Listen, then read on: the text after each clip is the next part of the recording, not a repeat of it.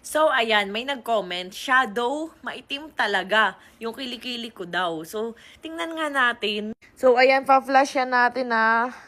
Asa na ba yung kilikili ko? Di ko makita. Ayan, oh. Maitim ba? Hindi naman ah. Paano iitim ang kilikili ko? Lagi ako nagpapahid itong Rosmar Underarm Cream. Yes! Ayan oh. Grabe, amoy melon. Sobrang bango talaga. Ayan o, ginaganyan ko lang siya, pinapahid ko lang ng ganyan. Kaya nga makikita niyo itong kabilang kilikili, parang may pattern pa siya ng ganyan. Na kung doon ako doon nagpapahid. Itong mga ganyan, buhok-buhok lang yan. Ayan o, ang dami. Ginaganyan ko lang kasi lagi. Ayan, ganyan. Then, ibababad ko lang siya. Then, after ilang minutes lang, pwede ko na siyang banlawan. Ayan o, natuyo na. Wash lang natin using Rosmar Cagayaco soap. Ayan. 3 weeks na to, hindi pa rin nauubos. 49 pesos lang kung sabon na to. Ayan o, di ba? Tingnan nyo naman yung consistency niya. Hindi siya basta-basta natatanggal sa kilikili. Yung cream na nilagay ko. Ayan. And pwede siya sa mga buntis at lactating mom.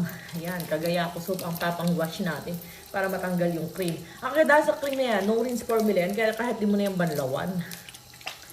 Ayan. Diba? May skincare routine din yung kilikili ko. Tapos, papahira natin ng cotton. Ayan. Pagkapahid natin ng cotton, ayan na. Pahanginan lang natin ng konti and spray natin ng Rosmar. Di yung is nakaubos na, guys. Buti na lang, meron akong bago. 99 pesos lang to. And pwede to sa mga anak nyo. Bagets, buntis, at lactating. Pwede sa Rosmar Diomis natin na 99 pesos lang. Tingnan nyo guys, oh. Marami lang yung buhok ha. Ayun, kita nyo, walang filter, walang makeup. Ayan, oh. Spray mo lang ng ganyan. Oh, di ba?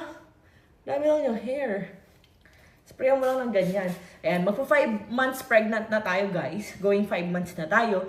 And as you can see, hindi pa rin masyadong nangingitim yung kilikili ko. Siguro konti, pero masasabi ko na okay pa rin siya. Hindi ka pa rin medyo mahihiyang tumaas-taas ng ganyan. Ayan, 99 pesos lang Rosmar Diomis. Napakaganda dahil 48 hours no pawis and bad odor ka dito. And pwede sa mga anak nyo, yes, sa paa, na umaasim, umaamoy pag nagmemedyas. Sa kamay, na pasmahin, sa batok na nagpapawis, nangingitim, banil, ganyan.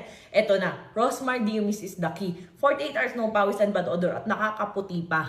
Yes, ito na yung deodorant mo. Hindi ka na kailangan mag-deodorant. Ganyan-ganyanin mo lang pagkatapos and ready to go! As in, pag naglalagay ako nito, kahit natutulog yung asawa ko sa braso ko, sinisingkot-singkot niya at hinahalik-halikan yung aking kilikili. Pero hindi siya nagre-reklamo. Amoy baby daw.